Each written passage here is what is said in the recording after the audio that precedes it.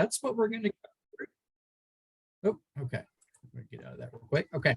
But just know that the resume is not rocket science, but it's definitely going to be something that you have to put effort in. So we're just going to go through, talk about the core components of the resume. And while we're going through this, if you have any questions, feel free to drop those in the chat box as well. So let's go ahead and get started. I'm going to admit a few folks in as I'm getting started. Let's see. Okay, so let's start off in really just defining what a resume is. So in essence, your resume is a summary of your education, your skills, your abilities, and your experience. That's it. You know, when you think about it, like I had said, that is your entire professional life on 1 or 2 pieces of paper.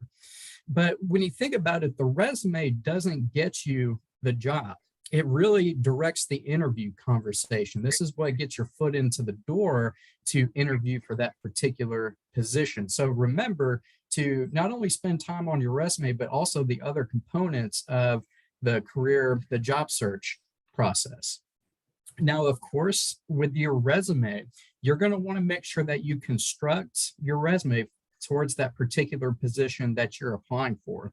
So when you think about it, your resume is going to change ever so slightly for each and every job that you're applying for. So I know that takes time. It can be frustrating at some points, but I promise it's very well worth it for you to tailor and construct your resume towards that position that you're applying for.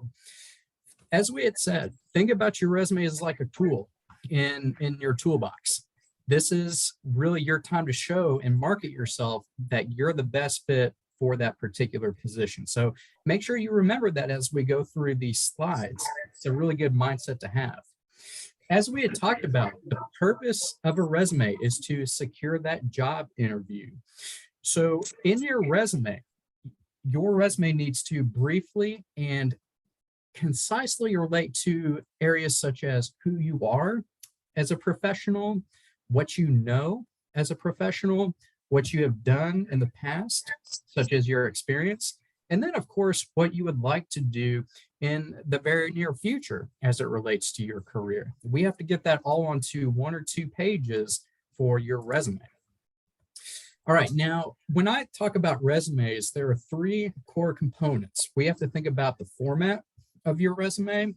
We have to think about the content of your resume, and then, of course, the grammar of your resume. So let's talk about format first. So the first thing we need to do is we need to determine what you would like to do and what you've done in the past. Think about any unpaid internships, paid internships, full-time jobs, part-time jobs. That's what you need to think about. Write a rough draft. I'm sure y'all have written lots of papers in grad school and even before then. There is nothing wrong with really just starting out with a rough draft of your resume. This is where you're going to list everything that could be relevant for that particular job.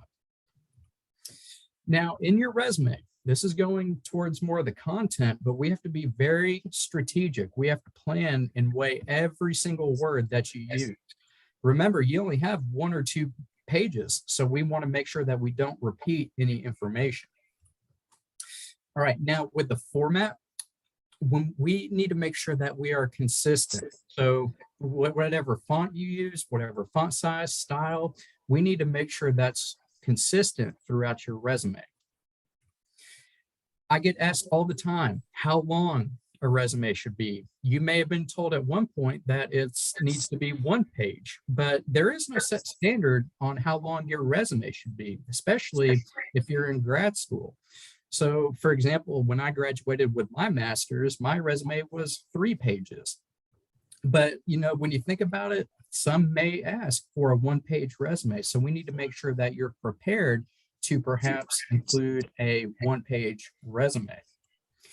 Now, you are most welcome to be selective when it comes to any bolding, any italics, or any underlining that you use. That's going to be useful when really emphasizing those key accomplishments, key phrases, key items in your resume. Of course, we don't want to underline the whole document or bold the entire document. But if there's something really big that you really want to show to an employer, make sure that you italicize it or bold it. It's really your preference. All right, so take a look at the name at the very top of this resume. Hopefully y'all can see it, but look at that name that's highlighted at the top. So if I have any NFL fans, professional football fans, that is indeed Tom Brady's resume. I actually just saw yesterday that he's coming out of retirement. So he may be adding on, of course, to his resume, but this was Tom Brady's resume back in the day. I don't know exactly what year it was, but here you'll be able to see some really, really neat information about his experience outside of football. So, he listed some internships that he had, some jobs that he had, some additional information that he had. He was a intern at Merrill Lynch, which is a really, really big financial firm. He was a sales representative. And then he even made note that he was a team captain of the 1999 Michigan football team. So I want to show this for two reasons. One, because everybody, even Tom Brady, the biggest and the baddest, everybody has had a resume at one point. And then two, there are going to be many ways that you can format your resume. But what I like about Tom Brady's resume is, you'll notice that the section headers are aligned with each other. The bullet points are aligned with each other. It's just a really nice looking, consistent resume. So if I were to grade Tom Brady's resume, I would definitely give him maybe an A- for sure. But keep that in mind is no matter if you're graduating with your bachelor's, your master's, your doctorate, you're going to be needing your resume or your CV at some point. So it's good to put in some work on this document. All right, now when it comes to resume contents, let's talk about the key areas of your resume. So the first thing we need to have is, most importantly, your contact information. When you think about it, that's the most important part of your resume. Without that section, you don't get the job. They don't know who you are. So make sure that you list your contact information at the very top. And we'll go through some examples of all these. But of course, your education, your skills, your professional experience, any awards or activities, and then of course your references are all going to be included in your resume. So let's walk through a few of these areas of your resume. But first, let's talk about what we avoid in your resume. So the first thing to avoid is we need to make sure that we avoid using templates for your resume. So if you get onto Microsoft Word, you'll be able to find tons of templates for creating your resume. I really think that's a good way to maybe start a rough draft, but as far as the final product for your resume, it's probably best to steer away from the templates, and I'll tell you why here in a second. We want to avoid high school information. So I work with freshmen, sophomores, juniors, and then of course I'm working with grad students, but I always point this out because a lot of folks put their high school information on there. I'm not exactly for sure why, but when you think about it, you're probably going to be listing your bachelor's degree and your expected graduation date for your master's. So at that level, high school information isn't really needed in your education section. So just know to avoid putting your high school information on your resume.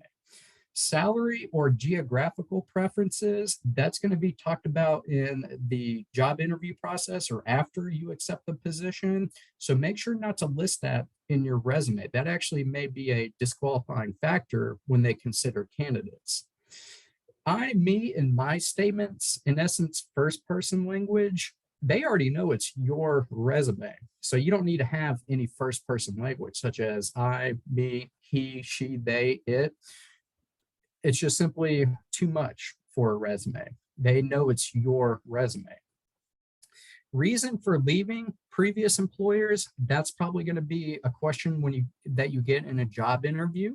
So that is not needed in your resume. Photographs, charts, art, borders, color text, these are things that you're going to see in those templates that you see on Microsoft Word. Do know that these types of things, these are all things that could cause formatting issues when you apply online. And we, of course, don't want that to happen in your application. So just know that these things are not needed. I know a lot of folks include their professional headshot on their resume, but perhaps consider listing that maybe in a online website, such as your LinkedIn account. It just takes up too much room, and then there's formatting issues if you actually put it on the resume itself. Health, physical description as an extension, age, race, religion, sex, and national origin.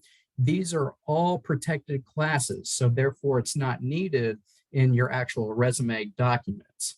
And then, of course, if you have a GPA below a 3.0, you don't need to list your GPA in your education section.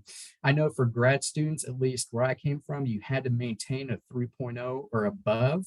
So you don't even have to list your GPA for your master's, since it's already required for you to have a certain GPA. So just keep that in mind as you begin working or continue editing your resume. All right, so let's talk about the contact information. This is what's going to be at the very top of your resume. So we're going to want to have your first and last name, your legal first and last name. We want to have at least the city and the state that you currently reside in. You don't have to give your full mailing address. I know some students are a little concerned about having their entire address. I understand that, but at least give the current city and state that you're located in. And then, of course, your phone number and then your email address. Those are going to be the primary ways that employers are going to reach out to you. So make sure that not only do you have these, but also make sure that it's active, and then, of course, that it's professional. By that, I mean that in your phone number, make sure that you have a professional voicemail hooked up. I work with lots of students who created their voicemail when they were 13 or 14 years old. It can get very interesting for sure. So make sure to make your voicemail professional if you need to. The same concept with your email address. Again, I've worked with those students that created their email when they were 12 or 13 years old. Skaterboy420@gmail.com is not a professional email address for applying for jobs. So just have an email address. You can use your UALR email address, or if you want to have some type of combination of your first and last name, that is perfectly fine. But make sure that it's active, and then again, that it's professional. Now, moving on to your education section, this is in essence where we're going to describe your academic preparation. And we're going to want to list your most recent degree or your anticipated degree first, followed by your undergraduate degree, and then maybe an associate's degree. But we want to go from most recent to least recent with the degrees that you've had. As far as listing that on there, we want to make sure that we list the official institution name. And this is important for UA students because, of course, the UA system has a campus on Fayetteville, Little Rock. There are tons of other UA schools. So we need to make sure somehow, some way, they know exactly which UA campus that you attended. Now, the second line, this is what trips up a lot of students. We need to make sure that you list your official degree title in your education section. So that's typically going to be, Master of Arts, Master of Science, Master of Business Administration. That's going to be the start of your official degree title. And you'll be able to see that even with a bachelor's degree example right there.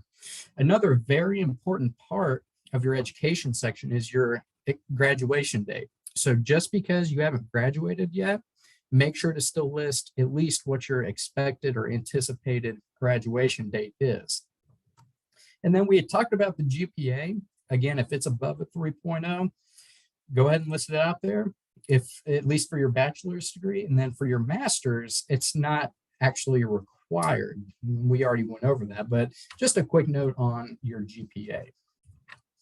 All right, now your skills section. This is where it kind of gets a little intricate with your skills, but I promise it's not too hard. But these are going to be those specific skills and maybe pieces of knowledge that you have. And we're going to want to list those in bullet point form. That adds more significance and emphasis to each and every position or each and every skill that you have. So, if you have skills in C++ or classroom management, or if you're fluent in Spanish, we want to make sure you list that in your skills section. Now, I do want to talk about the difference between hard skills and soft skills for one quick moment. So in your resume, you'll see it at the bottom right here. We want to focus including what we call hard skills in your resume. These are the specific and quantifiable pieces of knowledge or abilities that you have that makes you successful in the workplace. And of course, that are relevant towards that position that you're applying for.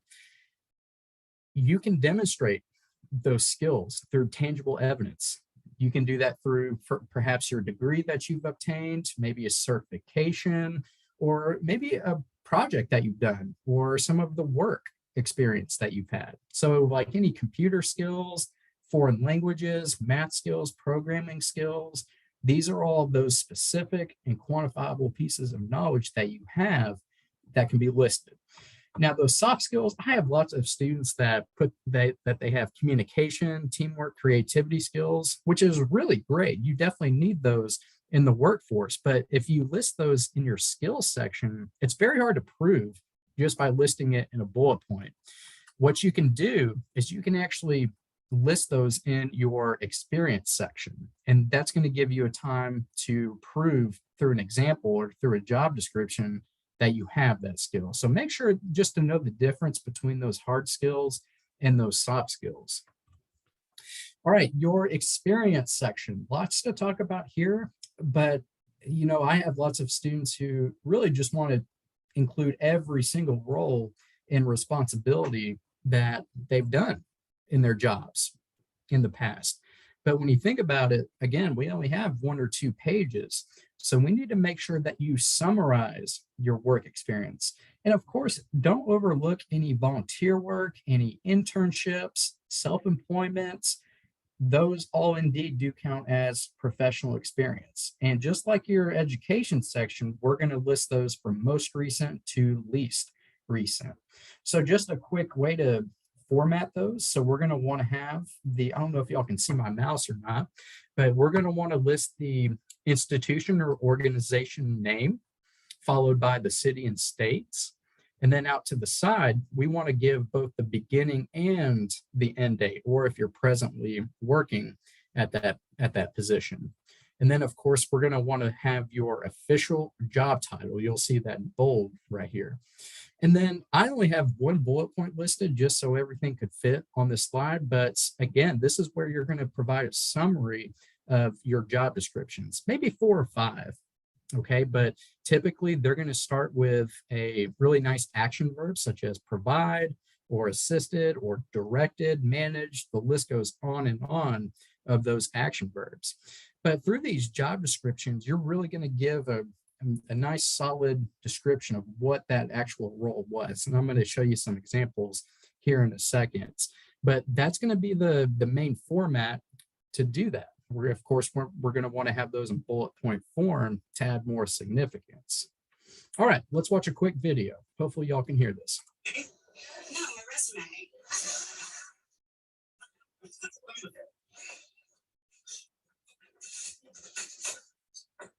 All right, here we go.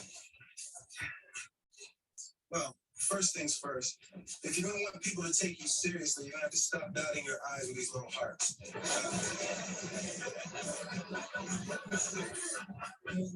You're applying for the position at a catering company? Yes, I don't know anything about catering. Come on, girl, what are you tripping? How many catering fairs have you been to? I don't know, 4, maybe 500. Okay, there we go. 6,000 hours of catering experience. Did you spend like 3 summers in Paris? Yes, I gained 10 pounds eating croissants. Studied pastry making with the French masters. Well, I am no good in the kitchen. I mean, the last time I tried to make breakfast, I burned the entire stove to a crisp. Expert in the art of flambe. All right, so take it from the Fresh Prince himself. There are always going to be ways that you can really enhance those job descriptions. So here you're going to see some examples of those basic to advanced job descriptions. Now, I know that everybody on this presentation comes from a very diverse background of experiences and skills, but take a look at the difference between these basic and advanced job descriptions. Ask yourself, if you were hiring somebody for a particular position and you were looking at their resume, which one would you be more impressed about? It's pretty straightforward. It's a no-brainer when it comes to that. But you'll notice that in these job descriptions, we're going to want to make sure that these job descriptions are specific and that they're quantifiable. So anytime you can add numbers or percentages or any like money-based information, that's going to allow those employers to gauge and measure what you've done as a role or a responsibility. And then, of course, make sure that these job descriptions are relevant to the job that you're applying for. Look at that job application, see what keywords and key phrases they're using in the application, and implement those in your job descriptions on your resume. That's going to really help build connections between you and then that particular job that you're applying for. And then lastly, make sure to focus on those end results or accomplishments. You'll notice on the advanced job descriptions, they use phrases like in order to, or to ensure, or which led to. Those are all phrases that you can use to bring home a really nice job result or an accomplishment that you've had. So it's going to take some time. This is one of those areas that you're going to have to play around with. That's where a rough draft comes in handy, is to really know thyself, if you will. Think about what your most important roles and responsibilities were at each job that you're looking at. All right, now, if you have any awards and activities, you are most welcome to list that in your resume. Of course, make sure that they are relevant towards the industry that you're going into. I've had students say that they listed that they were prom queen back in high school in their awards and activities section. Great accomplishment, but it's not very relevant towards those professional full-time jobs. So just make sure that, if you've been a member of anything, or if you're a volunteer, or if you've been on the dean's list, make sure to list that along with the dates in your resume. All right, now your references, this is actually going to be a separate document from your resume. And I'm going to tell you why here in a second. But in your references, we want to make sure that these are individuals who can provide positive information about you. Typically, you're going to need about 3 to 5 references. I've seen some jobs go up to 7 references. That's quite a lot, but just make sure that you have maybe 3 or 4, maybe 5 references.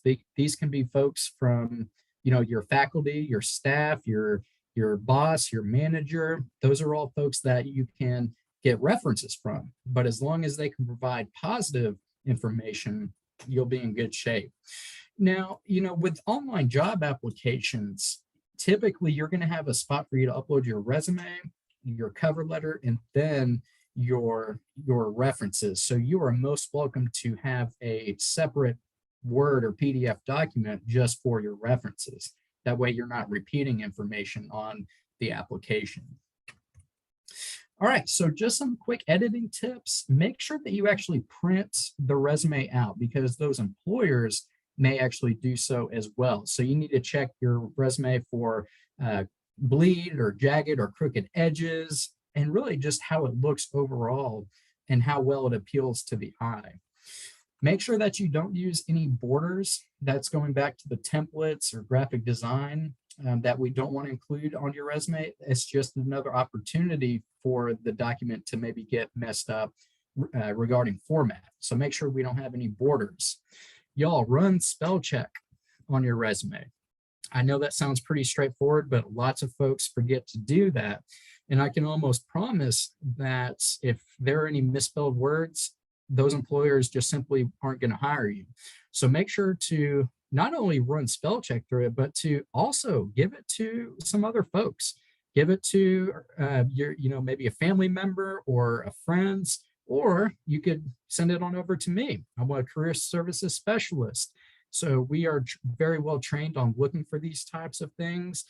And that's just for you to make sure that it is totally free of any issues and really for you to sleep better at night when you submit your resumes online. In essence, get some opinions on your resume. I know it may look good to you, but there may be something that somebody else catches. And it also may be worth perhaps giving it to maybe a faculty member or a staff member. I know we talked about career services, but there may be a faculty member that knows the ins and outs of that particular industry. So check in with them as well. All right, now just a very brief overview of cover letters. This is a document that complements the resume. This is a 3 to 4 paragraph memo, like a letter. That's in the name, cover letter, right? This is a letter to an employer that really explains your interest in that role that you're applying for. And again, it's typically submitted along with the resume that you're submitting as well. But when you think about your cover letter, this is your time to show that you're the best fit over the others that apply for that particular position. So this is where those accomplishments and end results can all be listed as an extension of your resume. So when it comes to the format, make sure that it doesn't go over one page. This I can say to you is there is a page limit when it comes to cover letters. This is going to be 1 page max, not 2 pages, not 3 pages, 1 page. They simply don't have the patience to read a 2-page document. Your cover letter, I'm actually going to skip to the next slide, but this is what is included in your resume. So the header, the salutation, the opening, middle, closing, and then of course the ending. Here's a really good graphic breakdown of what your cover letter needs to look like. So we've got the dates and the contact information at the very top. And this is the contact information not only for yourself, but also the hiring manager as well. So if you can't find their contact information, maybe try calling their HR department and see if they can provide that information. But you'll see the breakdown with the opening paragraph, the middle paragraph, the closing paragraph, and really just that close and that signature to the cover letter. This is a document that's also going to take time. So make sure to spend quality time on it. It's very hard to say what exactly goes into a cover letter because it's unique to each and every person. But again, the biggest mindset to have is to show that you're the best over those that also apply for that position. And then, of course, with your cover letter, make sure that you go beyond your resume. So again, you have very limited space on your resume. So perhaps if there's something else you need to include, you can include that in your cover letter.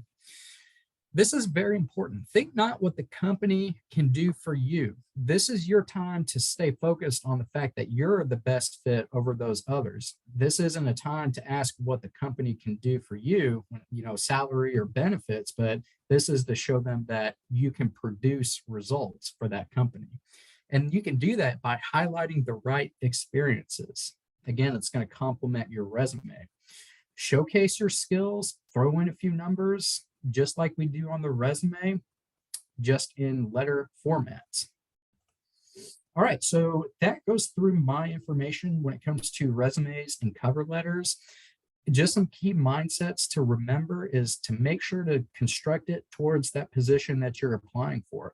So think about it. You're going to have to know the job first before you can start creating or editing your resume. Remember, focus on content, format, and grammar. Those are the 3 pillars of resume writing.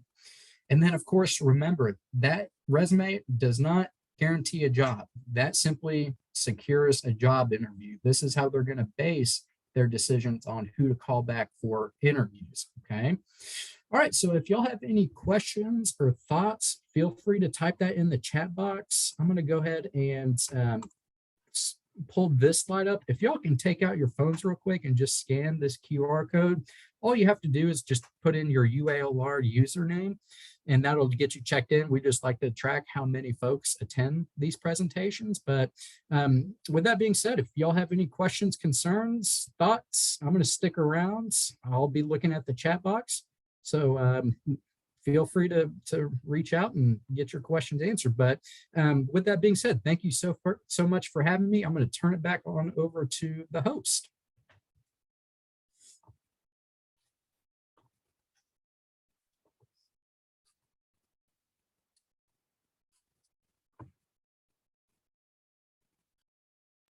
Hi, sorry. Give me just a second. Hey guys, my name is Chrissy Jones. I'm the Vice President of GSA. And if you have any questions or comments, please feel free. What is the email address again to send the resume for review? You're muted, Kevin. Yes, I'm going to put my email address in the chat box for you. So feel free to send that to my email address.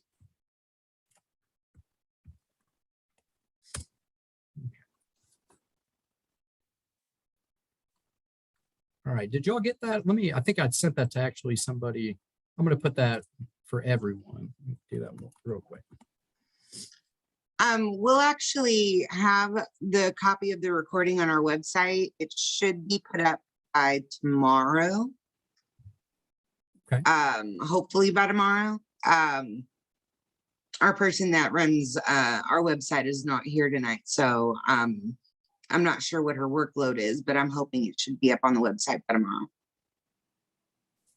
Okay, I did get the question in. Let me read that off. So the question was, do we need to include a picture in the resume? So my recommendation would not to put your like professional headshot in your resume, simply because that takes up a lot of room on the document. And the second reason why is that may throw the format off of your resume. Both things we don't want to happen. So what you can do is just simply save your professional headshot for maybe your LinkedIn accounts or your professional websites. That's going to be the best place to put that. Good question.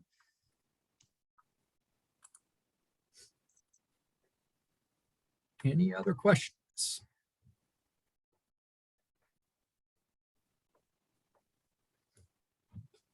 I don't see any other ones. All righty. Can you put the QR code up one more time? Because I didn't. Okay, yep. Let me share my screen one more time. Let's see. That should be popping up momentarily. There it is. There we go.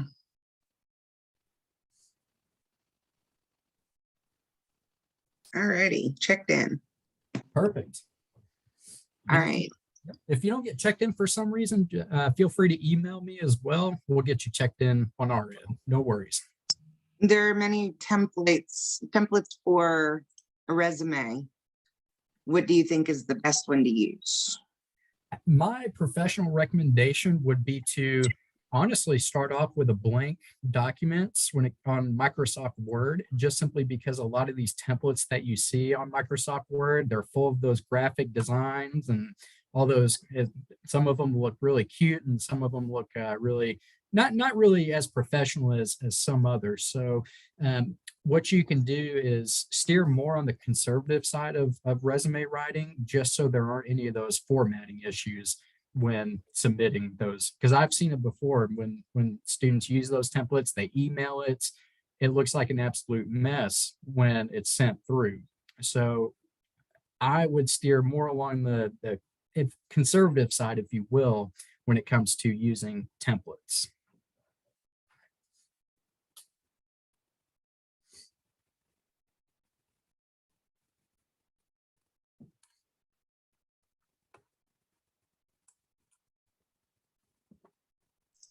Did anybody else have any other questions?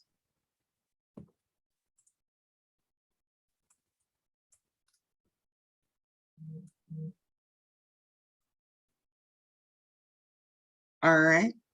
I think Rebecca is back, so she's going to go ahead and close this out, and then we'll head off from there. All righty. Well, Christine, thank you so much for having me. Rebecca, thank you so much for having me. I'm going to go ahead and stop share, and I think I can give the host privilege back to you real quick. You should be a co-host, so we still have some host over here as well. Okay, perfect. So thank you so much for doing this workshop for us. We're really grateful, and thank you everyone for attending. So we hope that you all can attend some of our other workshops this semester. So we've got interviewing skills coming up. We've got thesis and dissertation formatting, CV building, in case you're interested in a more academic or academia style workshop. So we've got all of those upcoming. The dates and times are on our website, and the Zoom links will be sent out closer to the dates. So thank you so much. Hope you guys all have a good evening. Thank you all for having me.